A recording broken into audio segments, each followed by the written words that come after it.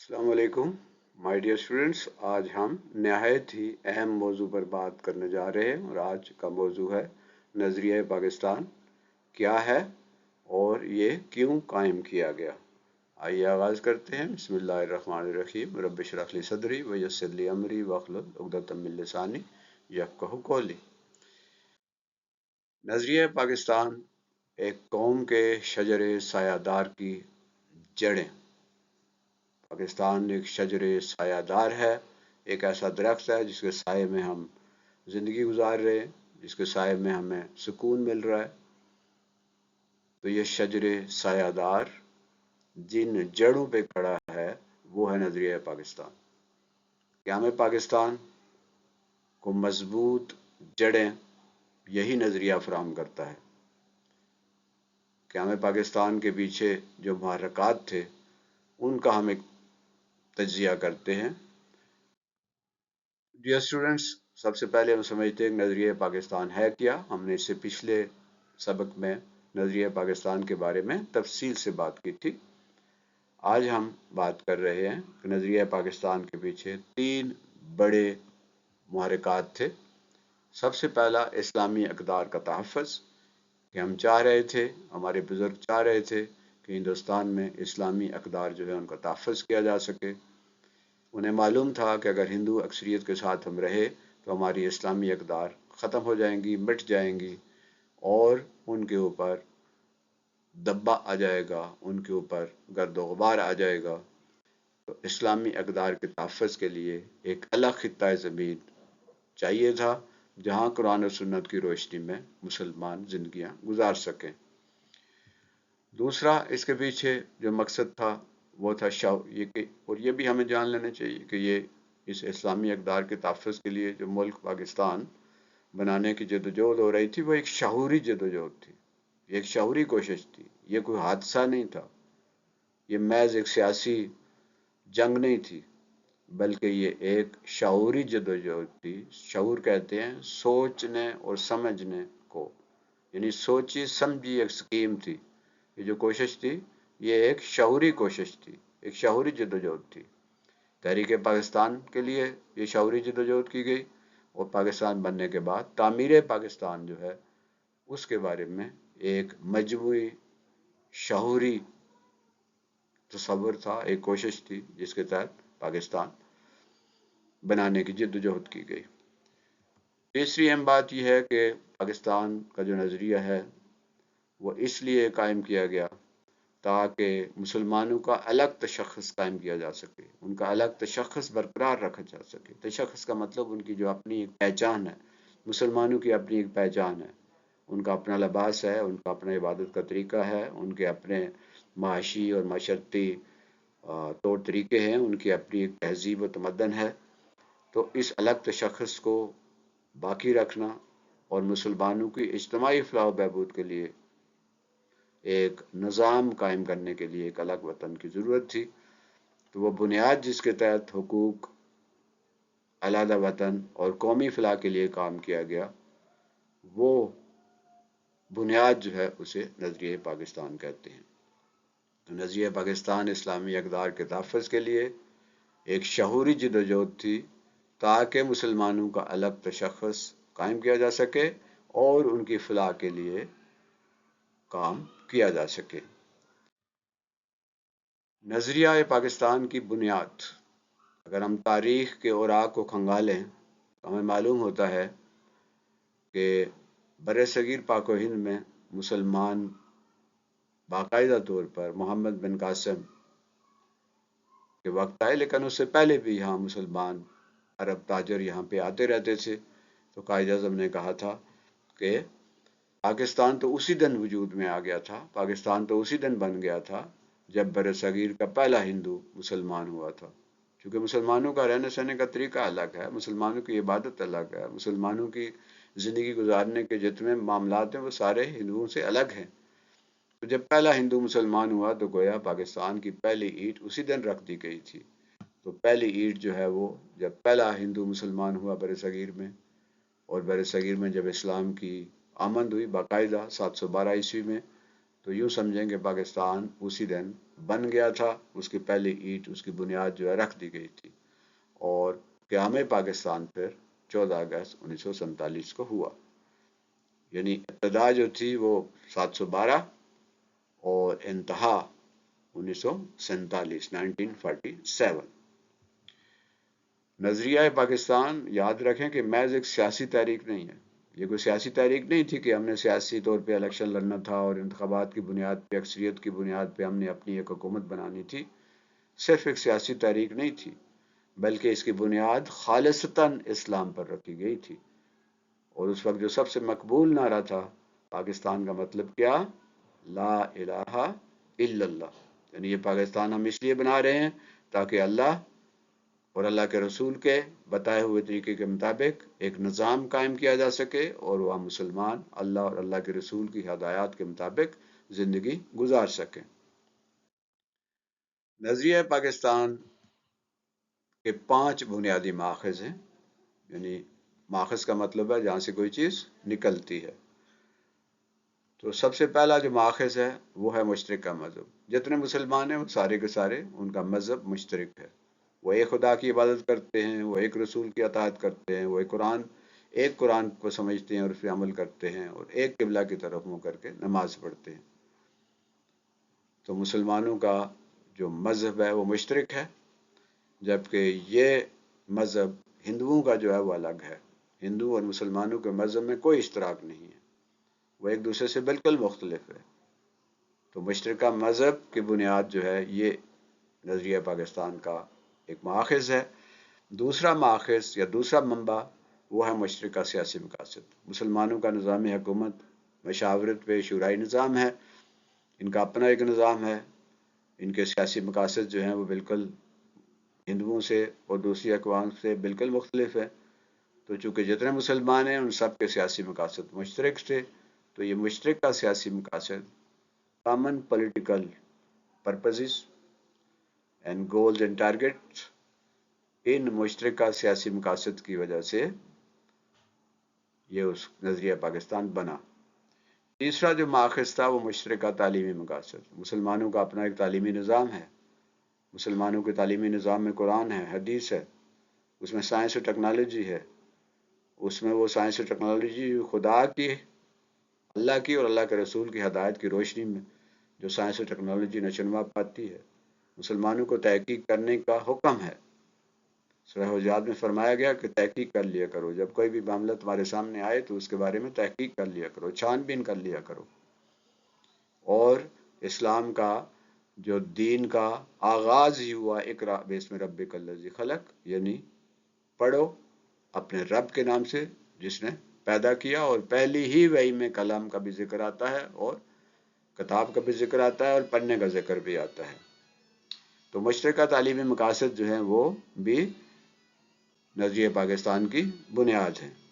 اور پھر چوتھا بڑا ماخذ جو ہے وہ ہے مشترکہ معاشی مقاصد۔ مسلمانوں کے جو معاشی مقاصد ہیں وہ مشترک ہیں، ان کی معاش جو ہے وہ ایک ہے، ان کے ہاں حرام حلال کا جو تصور ہے، ہر طرح کی جو ہے کمائی نہیں کی جا سکتی۔ سود حرام ہے تو حرام ہے، سور کا گوشت خریدنا بیچنا ممنوع ہے، شراب نوشی اور شراب کی تجارت منع ہے۔ تو مسلمانوں کی جو معاشی مقاصد ہیں وہ مشترک ہے، جبکہ ہندوؤں کے معاشی مقاصد مسلمانوں سے بالکل الگ ہیں۔ اور پھر مشترکہ ثقافتی مقاصد، مسلمانوں کی اپنی ایک ثقافت ہے، مسلمانوں کی اپنی ایک تہذیب ہے، مسلمانوں کا اپنا ایک رہن سہنے کا طریقہ ہے۔ تو یہ مشترکہ جو ثقافتی مقاصد ہیں یہ بھی اس نظریے کا ایک بڑا ماخذ ہے۔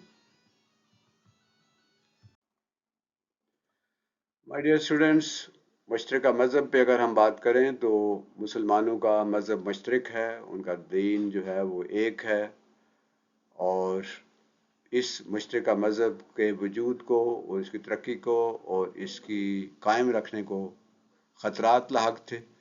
ہندو اکثریت کی حکومت میں یہ ممکن نہیں تھا کہ اسلام کی تعلیمات پر عمل کیا جا سکے، تو اس کے لیے ایک الگ وطن کی ضرورت تھی، اور خاص طور پہ ہندوؤں کی بعض حرکتیں ایسی تھیں جس کی وجہ سے مسلمانوں کو یہ خطرہ لاحق ہوا کہ ہمارا مذہب جو ہے وہ اس کو نقصان پہنچے گا۔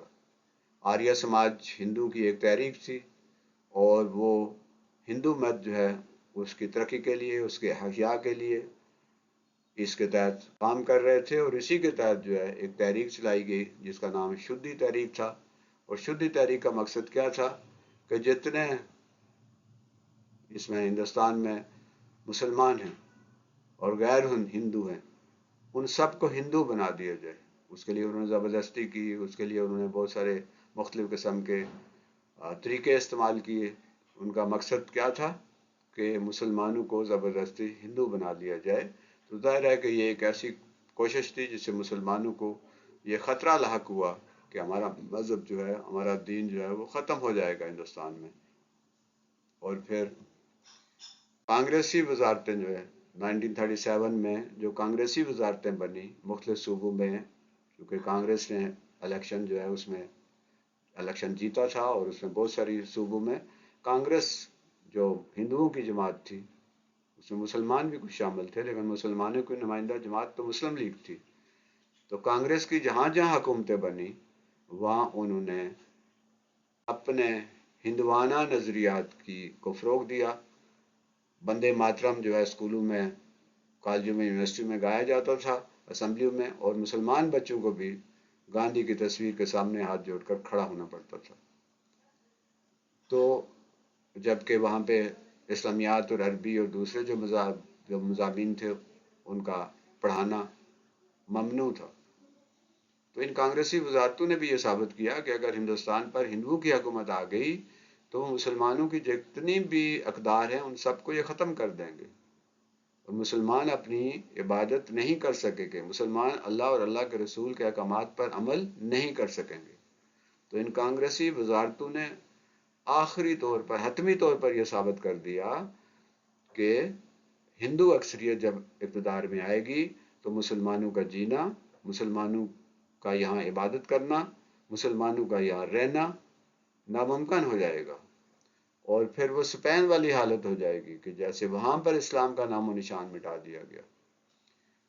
तो इसके नतीजे में क्या, मुसलमानों ने ये समझ लिया कि मुस्लिम तशख़्ख़ुस जो है वो ख़त्म हो जाएगा, लिहाजा मुस्लिम तशख़्ख़ुस और मुस्लिम शनाख्त उसको बचाने के लिए फिर और इस इस्लामी तशख़्ख़ुस को बरकरार रखने के लिए ये नज़रिया कायम किया गया और इस नज़रिए को मजबूत किया गया और एक अलग वतन के लिए जद्दोजहद की गई।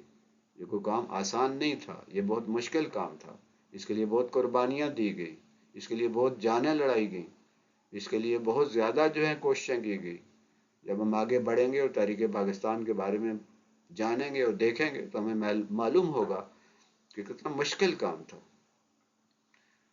तो मशरक़ा मज़हब और उसको जो ख़तरात लाहक थे उसका रद्द अमल ये नज़रिया था।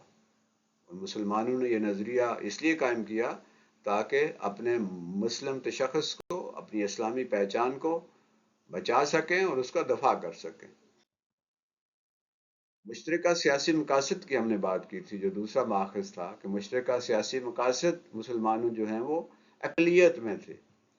मुसलमान तादाद में हिंदुस्तान के अंदर अक़लियत में थे। 100 में से 75 75% हिंदू थे और सिर्फ 25% मुसलमान थे। तो अगर अंग्रेज़ों ने जो आके निज़ाम दिया था यहाँ पे 1 पर्सन 1 वोट, यानी एक आदमी एक वोट देगा, तो इस 1 पर्सन 1 वोट की बुनियाद पर हिंदू जो कि 75% थे, तो जब ये इंतखाबात हुए तो 1937 में हमने देखा कि जो हिंदू हैं वो बहुत भारी अक्सरियत से जीते और मुस्लिम लीग जो है बुरी तरह हार गई। तो मुसलमानों को ये यकीन हो गया कि 1 वोट 1 पर्सन 1 वोट का जो असूल लागू है, जमहूरियत का जो बुनियाद है, उसके तहत तो हम कभी इक़्तिदार में नहीं आ सकेंगे। हम तो हमेशा हिंदुओं के मातहत रहेंगे। तमाम सूबों में, तमाम इलाकों में हिंदुओं की हुकूमत होगी। तो अंग्रेज़ों की आमद से बरसगीर में जमहूरियत और अक्सरियती हुकूमत का जो तसव्वुर मुतारफ़ हुआ, उस तसव्वुर के तहत मुसलमानों को यह ख़तरा महसूस हुआ कि हम जो है वो कभी भी हुकूमत में नहीं आ सकेंगे, हमारी मर्ज़ी का कानून नहीं बन सकेगा, हमारे जो इस्लाम के जो इक़दार हैं उनको ख़त्म कर दिया जाएगा اور ہم اسلام پر عمل نہیں کر سکیں گے۔ تو اس خطرے سے بچنے کا واحد طریقہ یہ تھا کہ جہاں کہیں مسلمان اکثریت میں ہیں، جہاں کہیں مسلمانوں کی تعداد زیادہ ہے، وہاں ایک الگ وطن بنا لیا جائے۔ تو آبادی کے لحاظ سے مسلمان جو ہیں وہ تقریباً 1/4 تھے، 25% تقریباً تھے۔ تو اس لیے ان کو یہ معلوم تھا کہ ہم اس 1 پرسن 1 ووٹ کے اصول کے تحت ہم کبھی بھی نہیں جیت سکتے، ہم کبھی حکومت میں نہیں آ سکتے، اور ہم ہمیشہ ہندوؤں کے ماتحت ہی رہیں گے۔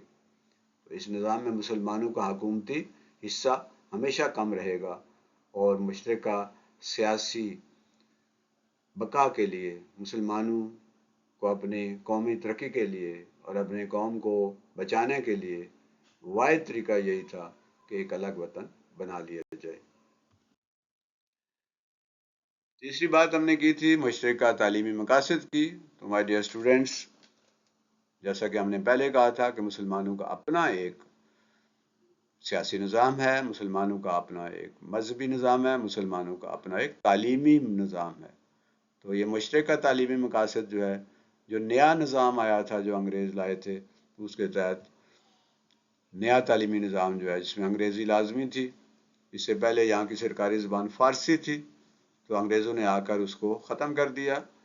برصغیر پاک و ہند میں مسلمانوں کے دور میں ہر علاقے میں ہر جگہ پہ جو ہے وہ تعلیم موجود تھی، وہ لٹریسی ریٹ آلموسٹ 100% تھا۔ پورے ہندوستان میں کوئی ایسی ایک جگہ نہیں تھی جہاں پر کوئی مدرسہ، کوئی اسکول نہ ہو۔ ایک مکمل اور وسیع تعلیمی نظام یہاں پر قائم تھا۔ انگریزوں نے آ کر اس کا بیڑا غرق کیا، انگریزوں نے آ کر یہاں پر لوگوں کو جاہل بنا دیا، انگریزی کو لازمی کر کے، جو آج تک لازمی چلی آ رہی ہے، میڈیم انسٹرکشن جو ہے وہ انگریزی کر کے قوم کو جاہل بنا دیا گیا۔ اس میں ہندو بھی تھے، مسلمان بھی تھے، لیکن زیادہ نقصان مسلمانوں کو ہوا، کیونکہ یہاں پر فارسی تھی، اور فارسی جو ہے عربی کے قریب تھی، اور رسم الخط جو ہے وہ اور پھر اردو تھی۔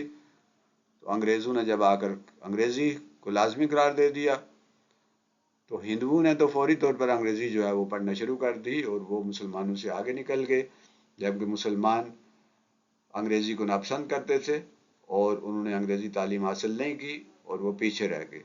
تو یہ نیا نظام جو ہے یہ بھی مسلمانوں کے لیے ایک بہت بڑا خطرہ تھا، اور ہندوؤں کا رویہ جو ہے اس نظام کے بارے میں بڑا انگریزوں کے نظام کے بارے میں مثبت تھا، اور وہ تعلیم حاصل کرنا شروع ہو گئے اور انگریزی انہوں نے اپنا لی، جبکہ مسلمان جو ہے وہ اس میدان میں پیچھے رہ گئے۔ اور مسلمانوں کا ظاہر ایک رد عمل تھا، کیونکہ ان کا جو نظام تھا، ایک جب عربی کو اور فارسی کو اور اردو کو ختم کر دیا گیا، تو مسلمان جو ہیں ان کے اندر ایک ری ایکشن پیدا ہوا، رد عمل پیدا ہوا، جس کے نتیجے میں مسلمان تعلیمی میدان میں پیچھے رہ گئے۔ تو ان کو معلوم تھا کہ اگر یہ نظام اسی طرح چلتا رہا تو پھر ایک وقت ایسا آئے گا کہ ہماری مسلمان جو ہیں بالکل جاہل ہو کر رہ جائیں گے۔ تو اس مسلمانوں کے تعلیمی نظام کو بچانے کے لیے بھی ایک نظریے کی ضرورت تھی، اور یہ بھی ایک بہت بڑا مؤخذ تھا۔ مشترکہ معاشی مقاصد، معاش کہتے ہیں اکنامی کو، کیسے روپیہ کمایا جاتا ہے اور کیسے اسے خرچ کیا جاتا ہے، یہ جو مضمون ہے اسے معاشیات کہتے ہیں۔ تو مسلمان بہت معاشی میدان میں پیچھے رہ گئے۔ ایک وقت ایسا تھا جب مسلمانوں کے پاس اقتدار تھا، جب مسلمان جو ہیں وہ ہر جگہ حکومت میں تھے، جب مسلمانوں کے پاس اختیار تھا۔ ظہیر الدین بابر سے لے کر بہادر شاہ ظفر تک مسلمانوں کی حکومت رہی ہے، اور اس حکومت میں مسلمان جو ہیں وہ صاحب حیثیت تھے، صاحب علم تھے، ان کے پاس مال و دولت کی کمی نہیں تھی، لیکن انگریزوں نے آ کر اس سارے نظام جو ہے اس کا بیڑا غرق کر دیا۔ 1857 کی جو جنگ آزادی تھی، جس میں انگریزوں کے خلاف، جو انگریزوں کی کمپنی تھی ایسٹ انڈیا کمپنی، اس کے خلاف جو مسلمانوں نے کوشش کی، جہاد کیا، جسے جنگ آزادی کہتے ہیں، اس میں کچھ ہندو بھی شامل تھے، لیکن جنگ آزادی جب ناکام ہوئی تو انہوں نے سارا ملبہ اور سارا الزام جو ہے وہ مسلمانوں پر کو دے دیا، مسلمانوں کو اس کا مجرم قرار دے دیا گیا، اور ہندوؤں نے یہ تاثر دیا کہ ہم تو پہلے مسلمانوں کے ماتحت تھے، مسلمانوں کے غلام تھے، اب انگریزوں کے ہمارے لیے کوئی فرق نہیں پڑا، صرف حکومت میں کچھ لوگوں کی تبدیلی ہوئی ہے۔ اصل میں چونکہ آپ نے مسلمانوں سے حکومت چھینی ہے، اس لیے یہ جتنی تحریک چلی ہے آزادی کی وہ صرف مسلمانوں نے چلائی ہے، لہذا انگریزوں نے مسلمانوں پر ظلم و ستم کے پہاڑ توڑ دیے، مسلمانوں کو پھانسیاں دی گئی، ان کو توپ کے منہ کے ساتھ باندھ کر توپیں چلا دی گئی، پھانسیاں جو ہے ختم ہو گئی، پھانسی گھاٹ ختم ہو گئے، تو درختوں کے ساتھ لٹکا لٹکا کر مسلمانوں کو مارا گیا، قتل کیا گیا، گولیاں ماری گئی، کالا پانی جو ہے اس کی سزائیں دی گئی۔ تو ہر ظلم جو ہے وہ 1857 کے بعد مسلمانوں پر کیا گیا، جس کے نتیجے میں مسلمان جو ہے وہ سرکاری عطاب یعنی سرکاری غصہ جتنا تھا انگریزوں کا وہ سارے کا سارا مسلمانوں پر اترا، مسلمانوں کو جو ملازمتیں تھیں ان سے بے دخل کر دیا گیا، ان کو ملازمتوں سے نکال دیا گیا اور آئندہ ان کو ملازمتوں میں رکھنے سے انکار کر دیا، تو مسلمانوں کو سرکاری ملازمتوں سے بے دخل کر دیا گیا، جہاں کہیں مسلمان کہیں ملازم تھے تو ان کو ان ملازمتوں سے نکال دیا گیا۔ تجارتی پابندیوں پر مسلمانوں پر لگائی گئی، وہ کوئی کاروبار نہیں کر سکتے تھے، وہ کوئی دکان نہیں کھول سکتے تھے، وہ کوئی بزنس نہیں کر سکتے تھے، وہ کوئی تجارت نہیں کر سکتے تھے، تو مسلمانوں پر ہر طرح کی پابندیاں لگائی گئی تاکہ یہ قوم ختم ہو جائے۔ اور پھر ہندوؤں نے انگریزوں کا ساتھ دیا اور انگریزوں نے ہندوؤں کی سرپرستی کی، مسلمانوں سے دشمنی اور ہندوؤں کی سرپرستی کی، ان کی مدد کی، ان کو سرکاری ملازمتیں بھی دی اور ان کو آگے بھی بڑھایا، ان کو تعلیم کے مواقع بھی فراہم کیے، تو اس کے نتیجے میں مسلمان جو ہے معاشی لحاظ سے بہت پسماندہ ہو گئے۔ اس معاشی تباہی نے مسلمانوں کو ایک مشترکہ معاشی بقا کے لیے ایک پلیٹ فارم پر جمع کرنے پر مجبور کر دیا۔ مسلمانوں کو معلوم ہو گیا کہ اگر ہم اس ہندوستان میں رہے ہندو کی اکثریت کے تحت تو معاشی لحاظ سے بھی ہم تباہ ہو جائیں گے، ہم غریب سے غریب تر ہوتے جائیں گے اور ہمیشہ جو ہے وہ ہندوؤں کے دست نگر رہیں گے۔ مشترکہ ثقافتی مقاصد جو تھے وہ بھی اس نظریے کی بنیاد بنے۔ ثقافت کہتے ہیں رسم و رواج کو، جب وہ رسم و رواج بہتر اور شاندار ہو جاتی ہیں تو اسے تہذیب کہتے ہیں۔ اردو جو ہے وہ مسلمانوں کی قومی زبان تھی، مسلمانوں کی مشترکہ زبان تھی اور اس کا رسم الخط جو ہے وہ عربی کی طرح کا تھا، فارسی کی طرح کا تھا، تو ہندوؤں نے اس کے خلاف بھی تحریک شروع کر دی، زبان جو ہے وہ اور رسم الخط جو ہے یہ ہندوؤں نے بھی اور انگریزوں نے بھی اس کے خلاف اردو کے خلاف جو ہے وہ قانون بنا دیا۔ اس اردو کے خلاف ان کا رویہ بڑا منفی تھا اور ہندوؤں نے یہ مطالبہ کر دیا کہ ہندی زبان جو ہے اس کو دیوناگری جو رسم الخط ہے اس میں لکھا جائے۔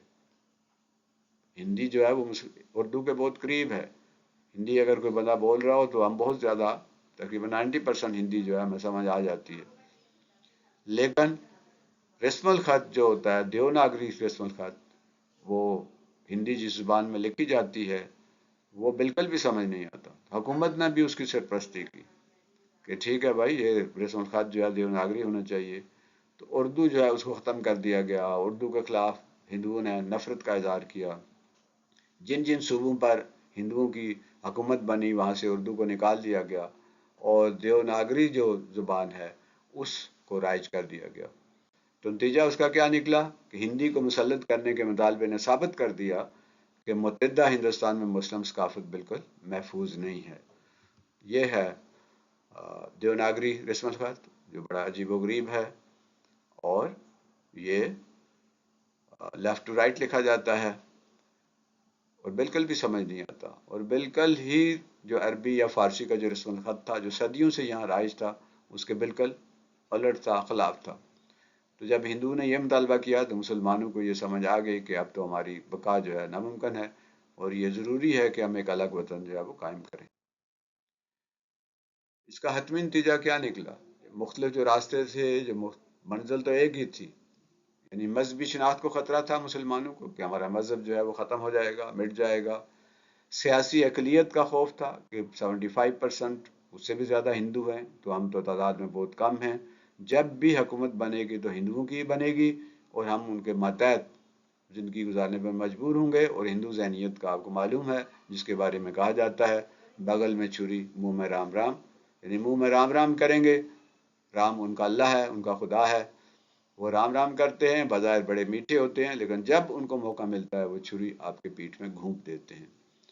تو یہ خطرہ تھا، تعلیمی اقدار کو بھی خطرہ تھا کہ ہمارا تعلیمی نظام جو مٹ کر رہ جائے گا، مسلمانوں کا جو تعلیمی نظام ہے وہ ختم ہو جائے گا، اور معاشی استحصال جو ہے، جب ہندو اکثریت میں ہوں گے، اقتدار میں ہوں گے، بزنس میں وہ ہوں گے، سرکاری ملازمتوں میں وہ ہوں گے، بڑے بڑے افسر ہندو ہوں گے، وہ تھے بھی اس وقت، تو یہ معاشی استحصال کے خطرے سے بچنے کے لیے بھی یہ پاکستان ضروری تھا۔ ثقافتی اور لسانی تعصب، کہ ان کا جو ثقافت ہے ہندو ثقافت، اور لسان یعنی زبان جس کو کہتے ہیں، ظاہر ہے اردو کے خلاف انہوں نے پوری ایک تحریک چلائی اور اردو سے نفرت کا اظہار کیا، تو مسلمانوں کو یہ خطرہ تھا کہ ثقافتی اور لسانی تعصب کا مظاہرہ کرتے ہوئے ہماری جو ثقافت بھی ختم ہو جائے گی، ہمارا تہذیب و تمدن مٹ جائے گا، اور ہماری جو زبان ہے اردو وہ بھی ختم ہو کر رہ جائے گی۔ تو اس کے نتیجے میں یہ ضروری تھا کہ ہمیں پاکستان ناگزیر تھا، پاکستان جو ہے وہ لازمی تھا، اور اس کے لیے ایک قوم کے بجائے، یعنی ہندوستان میں رہنے والے سارے ہندوستانی نہیں ہیں، بلکہ یہ دو قومیں ہیں جن کا رہنا سہنا طریقہ، جن کا عبادت کا طریقہ، اور جن کا نظام جو ہے وہ ثقافتی ہو یا تہذیبی ہو یا سیاسی ہو، مذہبی ہو، تعلیمی ہو، یہ سب ہر لحاظ سے مختلف ہے، اور یہ دو الگ الگ قومیں ہیں، اور قومیں کسی علاقے میں رہنے کی وجہ سے نہیں بنتی، قومیں جو ہیں وہ ایک تہذیب و تمدن اور ایک مذہب اور ایک زبان کی بنیاد پر بنتی ہیں۔ تو اس لیے اگر ہم اس تاریخ کو دیکھیں اور ماضی میں جھانکیں تو ہمیں محسوس ہوتا ہے کہ قیام پاکستان ناگزیر تھا، پاکستان ضروری تھا، اگر پاکستان نہ بنتا تو مسلمان مکمل طور پر ختم ہو جاتے۔ تو ان 5 محرکات نے مل کر بر صغیر کے مسلمانوں کو یہ باور کروایا کہ ان کی بقا صرف ایک الگ اور آزاد ریاست میں ہے۔ یہ ایک شعوری کوشش تھی، ایک سوچی سمجھی کوشش تھی، ایک شعوری جدوجہد تھی، جس کے نتیجے میں یہ دو قومی نظریہ، ٹو نیشن تھیوری یا آئیڈیالوجی آف پاکستان بنائی گئی، اور اس کے نتیجے میں، جدوجہد کے نتیجے میں، کوشش کے نتیجے میں، قربانیوں کے نتیجے میں پھر یہ ہمارا ملک پاکستان بنا۔ نظریہ پاکستان، جیسا کہ ہم نے شروع میں کہا تھا کہ یہ مملکت خدا داد پاکستان جو ہے اللہ کی دی ہوئی مملکت ہے، اس کی روح ہے، اس کی جڑ ہے۔ تو نظریہ پاکستان کی حیثیت پاکستان کے وجود میں روح کی مانند ہے، جس کے بغیر پاکستان کے قیام کا کوئی تصور نہیں کیا جا سکتا تھا۔ تو نظریہ کیا تھا کہ ہم مسلمان ہیں، پاکستان کا مطلب کیا، لا الہ الا اللہ۔ تو یہ نظریہ جو ہے اس کی بنیاد پہ پاکستان بنا، اور آئندہ اگر پاکستان قائم رہے گا، پاکستان اگر ترقی کرے گا، تو اس کی بھی بنیاد نظریہ پاکستان ہی ہوگی۔ اگر ہم نے نظریہ پاکستان جو ہے اس کو بلا دیا، اگر ہم نظریہ پاکستان کو پیٹھ کے پیچھے ڈال دیا، اگر ہم نے اس کو نظر انداز کر دیا، اگر ہم نے اس کی بقا، اس کی ترقی کو، اس کے لیے کوشش نہ کی، اگر ہم نے اپنی نئی نسل کو یہ نظریہ جو ہے نہ سمجھایا، تو پاکستان جو ہے وہ آگے نہیں بڑھ سکے گا، پاکستان کا پھر باقی رہنا بھی ممکن نہیں ہوگا۔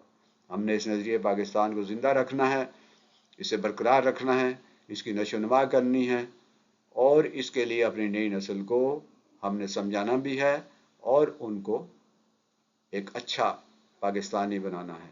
تو نظریہ پاکستان سے تعارف اور اس کی بقا اور اس کی ترقی کے لیے جدوجہد کرنا ایسے ہی ہے جیسے کہ ہم اپنی روح کے لیے کوشش کرتے ہیں۔ تو پاکستان جو ہے اس کی روح یہ نظریہ پاکستان ہے۔ یہ محض ایک تاریخی واقعہ نہیں ہے پاکستان کا بننا، بلکہ وہ ایک شجر سایہ دار ہے جس کی جڑوں نے آج بھی اس قوم کو متحد اور زندہ رکھا ہوا ہے۔ آج بھی اگر ہم متحد ہیں، ہم بلوچی، پٹھان، پنجابی، سندھی، کشمیری نہیں ہیں، بلکہ ہم سب مسلمان ہیں، ہم سب پاکستانی ہیں، اور ہماری جڑیں جو ہیں جس کے ساتھ جڑی ہوئی ہیں وہ نظریہ پاکستان ہے۔ ہماری زبانیں مختلف ہو سکتی ہیں، ہمارا مذہب ایک ہے، ہمارا اللہ ایک ہے، ہمارا رسول ایک ہے، ہمارا قرآن ایک ہے، ہمارا کعبہ ایک ہے،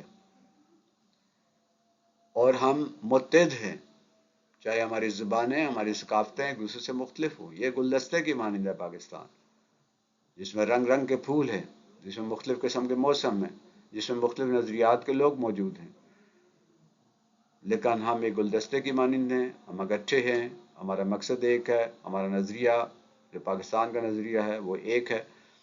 ہم نے اس کو سمجھنا بھی ہے، اسے زندہ بھی رکھنا ہے، اور نئی نسل کو اس کے لیے تیار بھی کرنا ہے اور انہیں سمجھانا بھی ہے۔ یہ مطالعہ پاکستان محض ایک مضمون نہیں ہے، یہ ہماری روح کی غذا ہے، اور وہ روح کیا ہے؟ نظریہ پاکستان۔ اسٹوڈنٹس، یہ تھا آج کا سبق۔ مجھے امید ہے کہ آپ کو خوب اچھی طرح سمجھ آ گیا ہوگا۔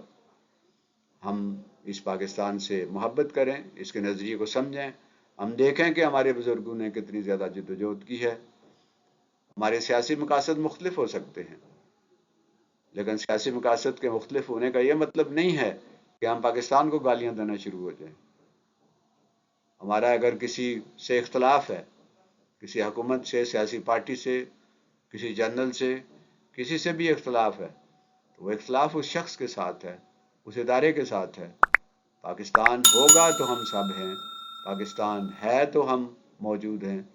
ہم نے پاکستان کو گالی نہیں دینی، ہم نے پاکستان کے خلاف جو ہے وہ بات نہیں کرنی، ہم نے پاکستان کو بدنام نہیں کرنا، بلکہ اس نظریے کو مضبوط کرنا ہے، اس کو ترقی دینی ہے، اس کو آگے بڑھانا ہے، اور نئی نسل کو اس سے آگاہ کرنا ہے۔ یہ تھا آج کا سبق جو نہایت ہی اہم تھا۔ اللہ ہمیں سمجھنے کی اور عمل کرنے کی توفیق عطا فرمائے۔ وما علینا الا البلاغ المبین۔ اگلے سبق تک اللہ حافظ، فی امان اللہ۔